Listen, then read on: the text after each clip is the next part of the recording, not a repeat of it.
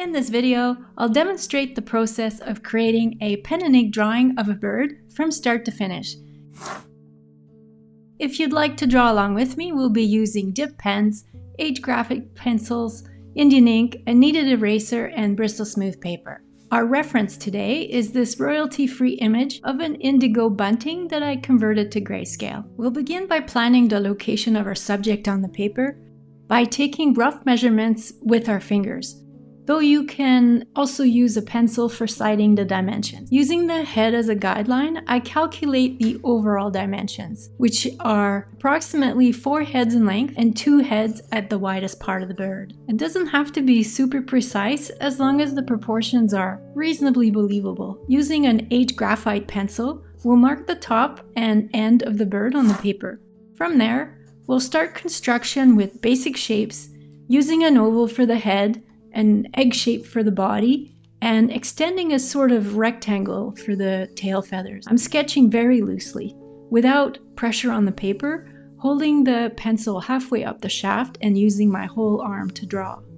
And we'll address the foreshortening of the tail. We'll focus our attention on getting the whole shape of the bird as accurate as possible, though this is not intended to be a realistic portrait. You'll notice that I'm wrapping some contour lines around the axis lines. This is to give it a sense of volume, alluding to the shapes as 3-dimensional spheres. This immediately helps envision the structure for when we lay down our defining strokes. You'll see that I've modified the location of the plant the bird is perched on, just to a simpler angle.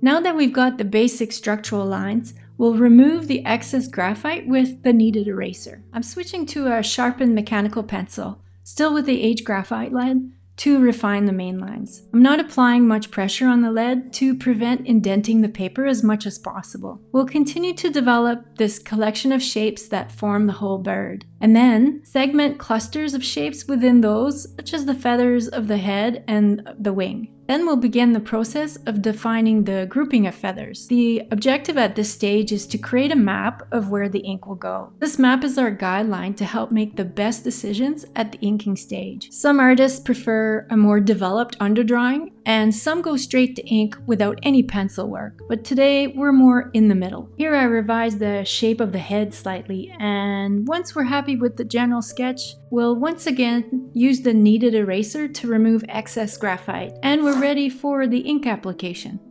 Using a small nib, we'll start with the eye and move outwards from there. The eye is the focal point, and if there's to be a mistake, it's best to find out at this stage. I've gone ahead and filled the eye, leaving white for a little sparkle or reflection and an outline around the outer edge of the eye. Then using dots to indicate hair-like texture for the eye ring, and using short dashes to darken where it's under shadow. The ink takes a few minutes to dry as we're applying it. We don't want to smudge, and my hand is going across the drawing from right to left because I'm right-handed. As well, I'm pulling the lines towards me, and therefore I like rotating the paper to reach the stroking angle that I'm most comfortable with. Here I'm using broken lines at the top of the beak to indicate an area of light. And I'm going ahead now rendering the texture of the beak with short hatches, changing the orientation of the line direction to make sure the illusion of form is more convincing. I'm starting the process of developing the tone with lines following the feather shapes on the head of the bird using parallel curved hatches, starting with the smaller overlapping feathers, continuing along the length of the form to accentuate the volume, and taking some liberties with stylization at the crown of the head. In relation to the light source coming from the upper right corner, I'm using dashes and dots in the areas of lighter value, plus leaving blank areas to indicate stronger highlights. You'll notice in the reference that there's a significant area of highlight under the eye and on the throat and the upper shoulder, and so the texture there is more subtle, and I'm leaving some open space there. You may be wondering, why not outline the whole bird as a first step?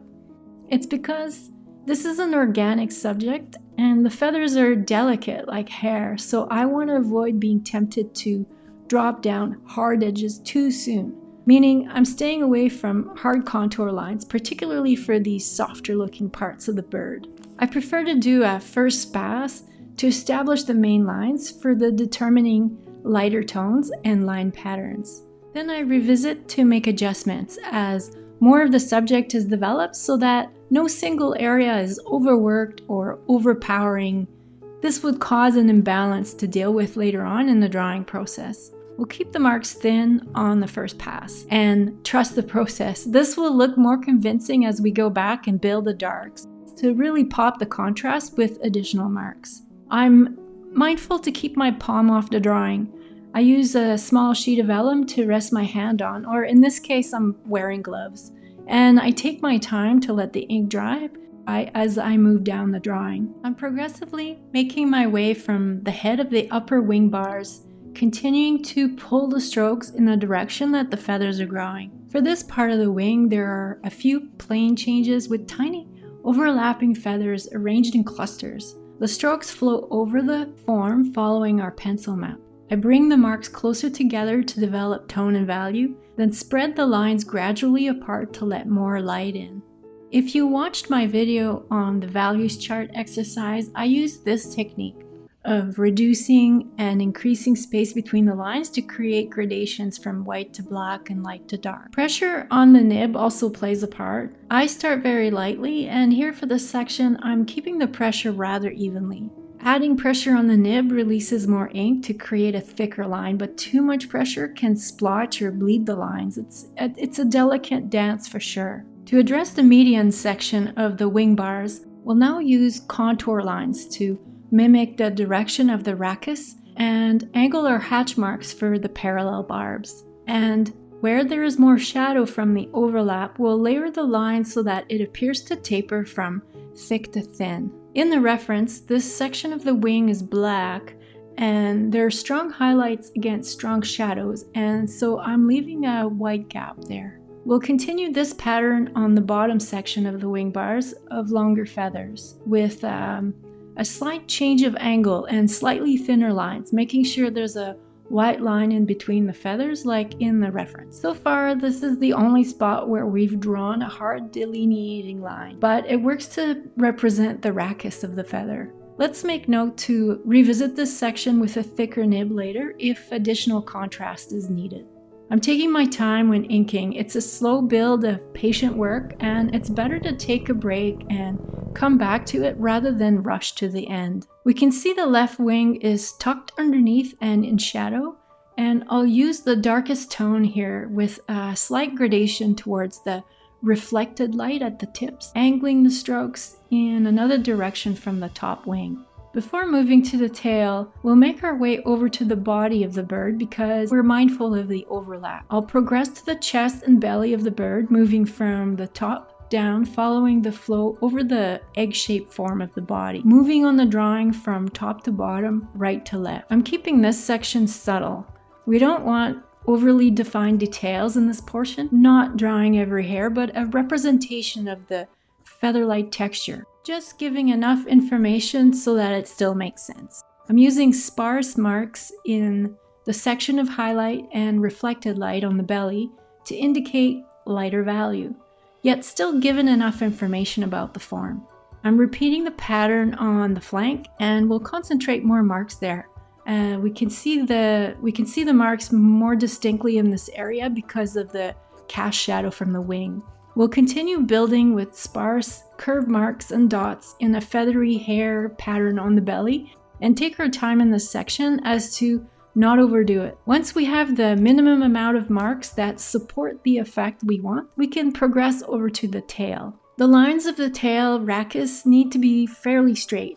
I'm treating this section with horizontal lines to differentiate the texture and to facilitate the fading effect to accentuate the illusion of perspective with the tail further away from the viewer. And you'll notice I've not used any cross-hatching techniques so far. I tend to keep cross-hatching to shade non-organic textures, but there are so many ways to approach line work. It's a personal preference really. For the talons, we'll outline it gently with broken cross contour lines, more like dashes because they don't go to the very edge of the leg as there's a faint reflected light and the cast shadow that I want to capture here. It's very subtle, but does a lot to add to the illusion of form. Talons I find to be the most challenging part of drawing birds.